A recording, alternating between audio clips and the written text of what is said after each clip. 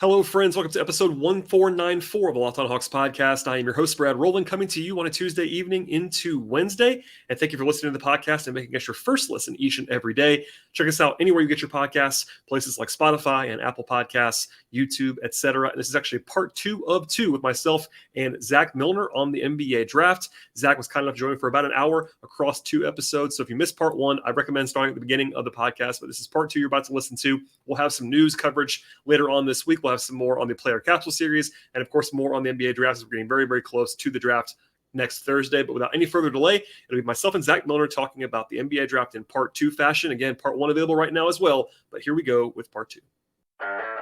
You are Locked On Hawks, your daily Atlanta Hawks podcast. Part of the Locked On Podcast Network. Your team every day.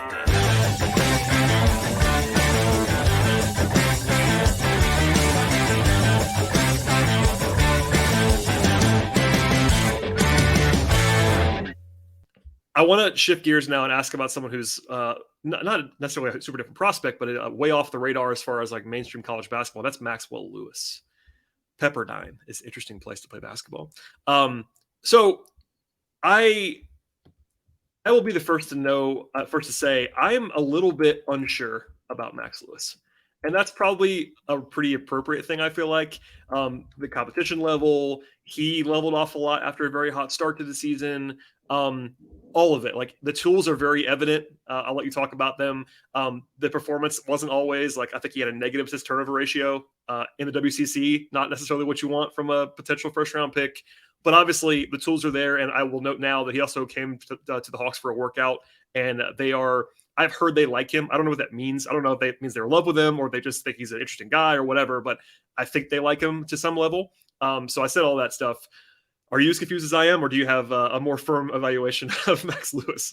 No, I feel pretty confident with my evaluation of him. I think once again, though, it just comes down to the same question: a really, really talented offensive player with some very big defensive questions.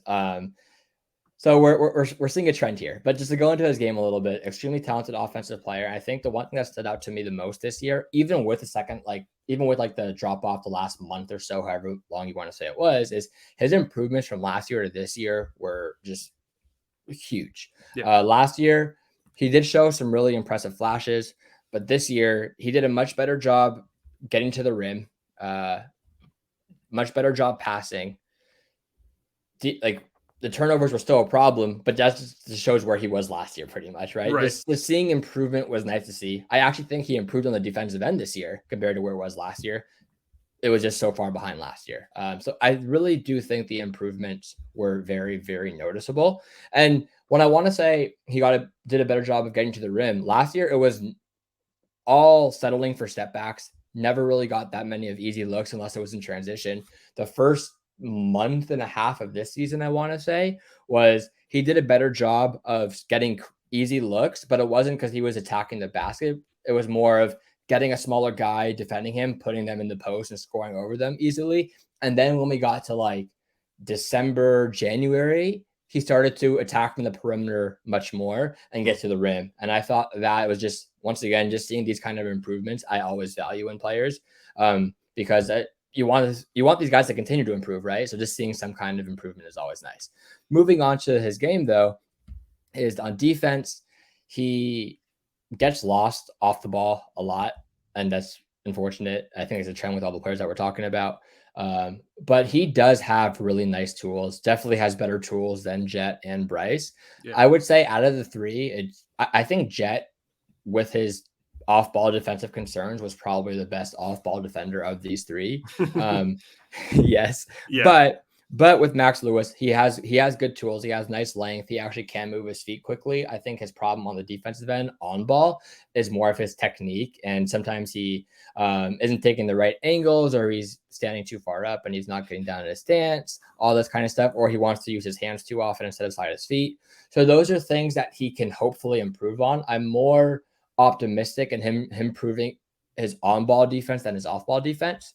But I do know his off-ball defense has improved, and in practices, he is asking the questions of, okay, what about this rotation? So I think he is a willing learner, but sometimes when you are so far behind, it's tough to make up all the ground that you need to make up. Yeah, and one thing I think I might have said on a previous podcast at some point, but in case I didn't, you might think, this guy played at Pepperdine. He was a 4-star prospect. He wasn't like a typical guy who goes to Pepperdine. He was a top 125, something like that prospect. Kind of a winding route there. We won't have to go into, but that's worth noting. Like he didn't come out of absolute nowhere in a way that some guys do like that. But yeah, I mean, the tools, like I think he got measured at 7-foot wingspan at the combine. That's an intriguing tool for someone, in this range, especially. And he does have the skill set on offense that could be very interesting. And if you buy the defense coming around, he's pretty skinny. I don't know what that's going to look like long term. But like you said, he's a decent athlete and all that stuff too. I think that he'd be a very reasonable pick. I think 15 is higher than I would want to take him, but if they just fall in love with him, it's not going to blow me away. Does that track for you? Because it feels like it's a little high, but like also at this point, just get your guy if you want. Yeah, I think it makes sense. I think he can play well off of Trey and off of DeJounte as well, at least on the offensive end. He is someone who has flashed some on-ball stuff, but with the decision-making still trying to get better, it is still best to play him in an off-ball role. And hopefully so the thing is, the last month of the season, his catch and shoot shot wasn't there as well. So like he was starting to pass up open looks, which was unfortunate. Hopefully he gets that confidence back because he was a good catch and shoot guy. But if he can do that, catch and shoot, attack closeouts, and be a good like cutter, as long as he's not going to hold the ball too long when he gets the ball on the perimeter, I think he would fit quite well next to DeJounte and Trey. I think just talking about the guys you talked about, at least from the defensive or the wing shooters with the defensive concerns, I would say I would prefer him and Jett over Brice in terms of who the Hawks should go with, because of I think a little bit of talent and just I think they're easier fits than Brice as well. Yeah, I was going to ask you that, but I'm glad you answered it. I would have them Jett, Max, and then Brice in that order, I believe. And that's again eye of the beholder. Nothing crazy. They're at least in a similar tier overall, but given where the Hawks are and given what I think about those guys, that makes some sense to me. Today's show is brought to you by PrizePicks. If you really enjoy the DFS space like I do, make sure you check out the award-winning app at PrizePicks. It's daily fantasy made easy. It's amazing. I know that you will love it as well. With PrizePicks, it's very easy to use. I've been playing there for a couple years now, and it's really a breeze to operate. All you have to do is pick 2 to 6 players, actually choose one that have more or less than a certain number of points or rebounds, assists, or any other stats across the board. We're up to 25 times the money on your entries, and they have sports across the board, really beyond the NBA and WNBA, college basketball. They have sports like MLB, NHL, PGA, NFL, college football, soccer, esports, and much more. And a whole entry can be done in just a minute or less. It's that easy and it's that quick. Plus, it's just you against the numbers. They have safe and fast withdrawals at PrizePicks as well. They're operating in more than 30 states, including Georgia, plus Canada. Download the app right now with PrizePicks or PrizePicks.com. Sign up by DFS right now. If you're a first-time user, get 100% instant deposit match up to $100 with the promo code LOCKEDON. Don't forget that promo code. It is LOCKEDON at sign up for the instant deposit match up to $100. Check it out now at PrizePicks. While I have you, I want to take advantage of your expertise and go a little bit deeper into the second round, because the Hawks have 46th pick, and that could change. The second round is a wild west, as everybody probably should know by now. Last year the Hawks had a pick, they traded down, they still made a pick, it was Tyrese Martin, but they sometimes they sell picks, sometimes they trade down or trade up, and you can never assume that a team's going to stay put in the second round. But also you throw in the addition of the third two-way slot. There's going to be a lot of movement, even undrafted guys, et cetera. And I'm really intrigued by the second round, because I feel like it's a pretty good group in general. The Nuggets just made that trade with the Thunder that they actively seem to want to get back into this class in that range. Maybe some of that's probably luxury tax based, but still it's a pretty intriguing group. Do you agree? I feel like my top 50, maybe even more than that, are NBA caliber. I have them graded as NBA caliber players. How far does that go for you? How's that second? How does it sort of stack up for you before we get into some guys?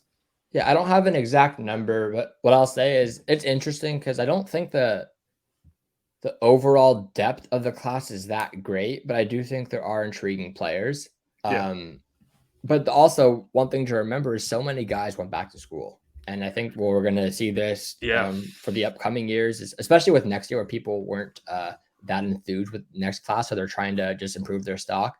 But once we saw so many guys go back, I was like, it might make sense for some people to stay in the class at this point, because people need to get picked. So It'll be interesting, but I think another part of that was NIL. So you have a chance to improve your stock while also getting paid in college still. That helps people to go back to school. For sure. And I think that will make it easier on evaluators as well in the long run, even though it might be annoying whether you like a guy and they don't come out, but getting more data, seeing where they make their improvements and all that kind of stuff. But yeah, I don't have a number to answer like how many players in this class, but I do think that there are, while I don't like the depth as much as I have in other years, I still think there are definitely some players where I'll like, and more of it is because the draft isn't going to go how I want it to be, right? So some of the guys that will be there at 46, I could think that they have some first round potential. So that's why it's tough to talk about the depth, right? Where there could be an undrafted guy who I like a lot. Doesn't mean the depth is good. It just means I view the class differently than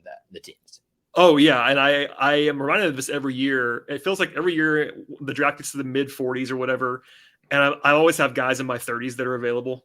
Guys in my late 20s that are available, and like it's eye of the beholder. It is what it is, and you'll like certain guys. And I'm very confident when the Hawks come on the board at 46, if they make that pick, that there will be someone there that I like more than that draft slot. You know what I mean? Exactly. I don't know who that player's going to be yet, who's going to still be there, but it's interesting. We talked about it earlier, like kind of the philosophy of what the Hawks are looking for. You have to adjust it a little bit for second rounders. You can't just look for everything. If there were perfect guys, they wouldn't still be there. But I was going to ask you about this. Like, does anyone strike you as interesting for the Hawks in this range? Again, acknowledging that they might be gone by the time the Hawks pick, but who's on your sort of radar as far as interesting prospects here? Yeah, so I have 6 names I'll just put out there, and whoever you want to talk about, we can. I think we'll look at both perspectives with some guys who can provide more on the offensive end next to Trey and some people who can provide more stuff on the defensive end. But the 6 names that I'll bring up are Seth Lundy, Julian Strother, Amari Bailey, Jalen Clark, Jordan Miller, and Serge Rice. I think any of those 6 at 46 would be a solid pick. One thing to say with Jalen Clark is he's suffered an injury at the end of this past year, so the timeline with that might be up in the air and his stock has probably taken a hit. But I think the reason that he stayed in this class is he would have probably came back to play in January or February maybe, and he wouldn't have had that much time to really play a lot in college another season anyway. So just leaving made the most sense is what I've taken away from it. But yeah, those are 6 guys that stand out to me for the Hawks pick. Yeah, I mean, I can maybe try to group these guys together or not, but Strother is certainly in the shooting category. I think Seth Lundy would be as well. Does that make sense? Strother, I asked, I think we have a mutual friend, Jackson Frank. I've talked to Jackson about Strother a lot. He's a Gonzaga guy, so and he's always like, basically, the synopsis on Julian Strother is he's a very good offensive player. End of comment, because defensively he can't really do much of anything. But hey, sound familiar? Yeah, we just talked about. I'm sure. That's kind of why I said I want to see what you say. But yeah, no, I did some traveling during the tournament, and I don't want to let that color it, but I saw Gonzaga play I think 3 times in person over a short period of time, and I've always liked Strother. I think that again, it's important to realize what you're getting in the second round. I think his shooting and his offense in the second round, the defense is bad, but like his size and shooting. That's an NBA player. I feel like he's an NBA player. I could be crazy, but does that make sense for Strother? And then also how you compare him and Lundy are different players, but sort of the same, primary appeal of that shooting. Yes, I would agree. I liked Strother a lot last year. I will actually say I think this year was a little underwhelming for him. Yeah. But I think there's a lot of context to take into account. They didn't have as good of guard play this year. They had Andrew Nembhard last year, so he wasn't able to get as good of looks, and that was probably a reason that his volume didn't go up as much as he would want it to, from a really good shooter, even though he shot really well this year still. It would have been nice to see more volume. I think that was part of it. Another thing with that, I thought he had first-round potential heading into this year. I would have drafted him last year. I wanted him to show more of his perimeter game this year. And I think they tried that early on in the season. It didn't work that well. So they went away from it and they put him back in the staggers and the pin downs and the off ball stuff. And he's really good with that kind of stuff. But I think the on ball perimeter game stuff was not great. Doesn't mean he can't be a good NBA player. It just, he's going to be limited, and that's fine. Yeah. Really, really good shooter, off ball player. Most of the Gonzaga players have a good feel of nowhere to be on the offense and spacing. But yeah, defensive end. Once again, questions. I actually think his defense might have looked worse this year than it did last year. And that's really not good. It was really and that's the concerning part with him is I don't know if it looked worse just because they didn't have Chet behind him this year. But he doesn't have great screen navigation. He gambles a lot when he doesn't need to gamble. And those are 2 things that I think really stood out this year. So once again, defensive questions. I don't want to talk about all these guys like that, but it's how this class is. Yeah, it's how this class is. But yeah, having him as a shooter, I actually think he might have the best floater in college basketball. Oh, wow. Really, really good floater. I put out a tweet the other day where him and Colby Jones was the next guy, where they the top two like floaters in college basketball from like a field goal percentage, a points per possession percentage, in terms of like high volume floaters. So they've got up a decent amount, and they're really good there.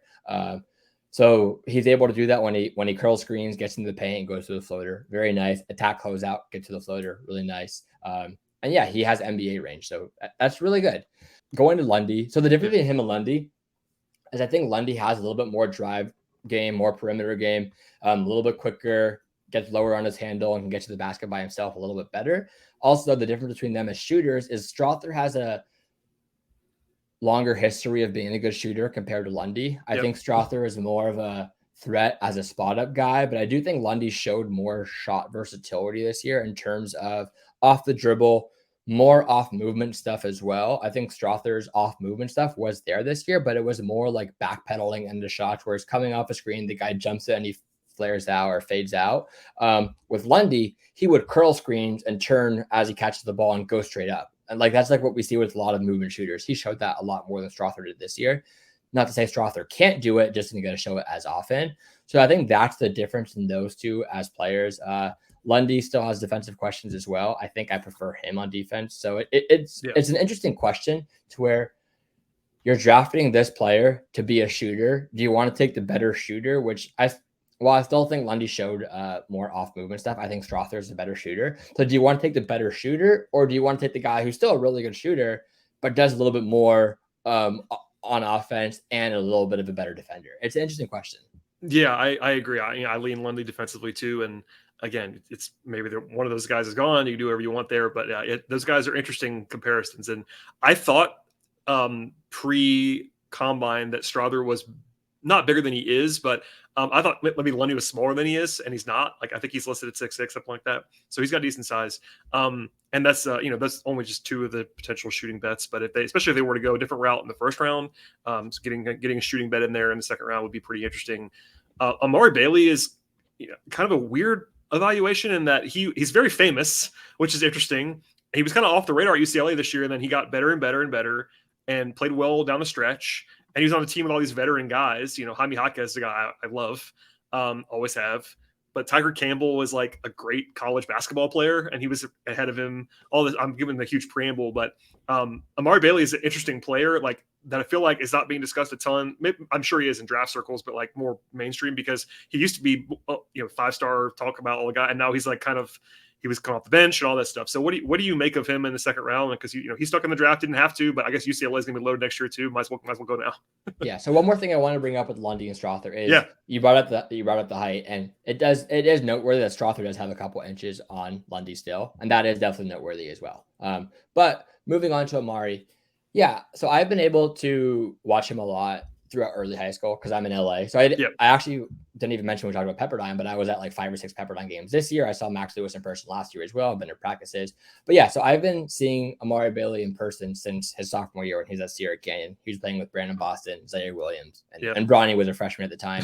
And then saw him at Sierra Canyon for 3 years, then UCLA. I was actually really, really high on him in high school. Thought that what he was doing with Brandon Boston and Zaire Williams when they were seniors, when he was a sophomore, was really, really impressive just because he was a really good athlete and had a really good frame for his age. So he was actually the one who had the ball a lot in his hands. But as he got to the college level, he wasn't able to win with the athleticism and strength as often. And then I also think UCLA under Cronin, they don't like to run as often. And that he's really good in transition. Hawkins is really good in transition. Bona's really good in transition. Jalen Clark's really good in transition, but they don't like to run that often. I don't know why. I think it would have been a lot better for them if they got out and run. But to be fair, if a player's best skill is transition, that's not that intriguing of a player probably. So like from an evaluation perspective, it doesn't hurt too much. It just would have been nice to see him out in transition more often.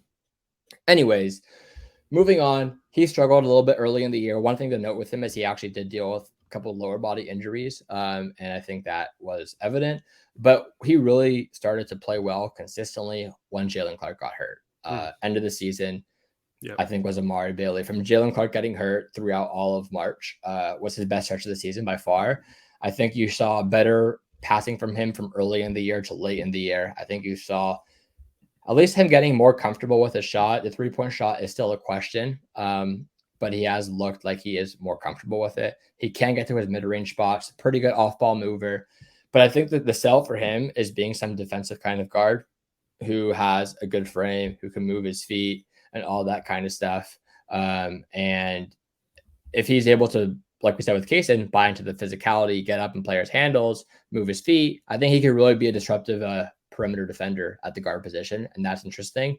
But yeah, it comes down to, will he be able to shoot playing off the ball? Or if he's on the ball more often, is he going to be able to improve his half court finishing? I think he did a pretty decent job of getting to the rim, but there were some finishes that he wasn't able to convert that you'd like to see him convert on. Yeah, I mean, that player that you just described seems like a pretty intriguing fit in the middle of the second round. Like, I feel like, he'd be somewhere above where the Hawks are picking on my board. And also, I think a uniquely intriguing fit for the Hawks because of what you said, like his on-ball defense and his defense in general in the backcourt would be very useful. Like, I'm not sure you want to pair him with Cason Wallace as your 2 draft picks because they kind of right. No, I would just go with one of those probably. Yeah, I'm just throwing that. But if they were to go with one of those shooters we talked about earlier, even Jett Howard, whatever, kind of backing that up with Amari Bailey. Because look, I like you sort of teed it up there. I think a lot of people thought Amari Bailey might be a first round pick or maybe a top 20 pick coming into the year, and him falling this far potentially. It might be a good buy low opportunity because he's still very young. I mean, he's a one and done guy, and there's a long conversation to be had about UCLA. Like, Mick Cronin's a very good college basketball coach, but I hadn't thought about that, the way that they hadn't really used their, but I guess maybe like guys like Hawkes fit kind of more like what Cronin is actually doing. I don't know.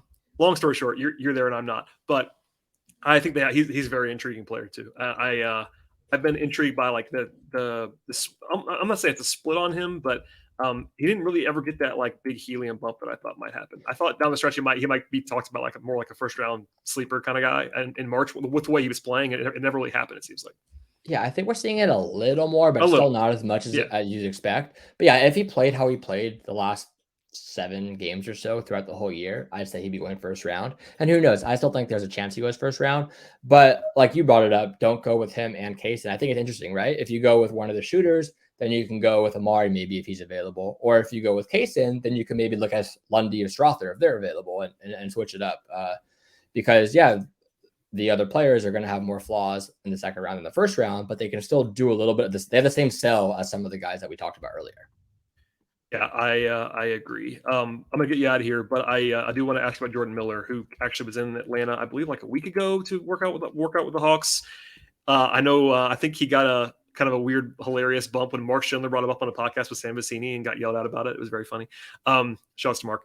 But what do you make of Jordan Miller? Because Miami made a good run in the playoffs in the tournament, but like he was not their main guy. He's a support. He had one game where he kind of was their main guy, but he's a very interesting supporting piece who was like way off my radar. Like, I had seen him play in college, but like was not a prospect that I was looking at very much. Then he kind of just became one, and I was like, okay, this could be a very interesting role player down the line. Yeah. So he wasn't their main guy, but I think he was their best player this year, honestly.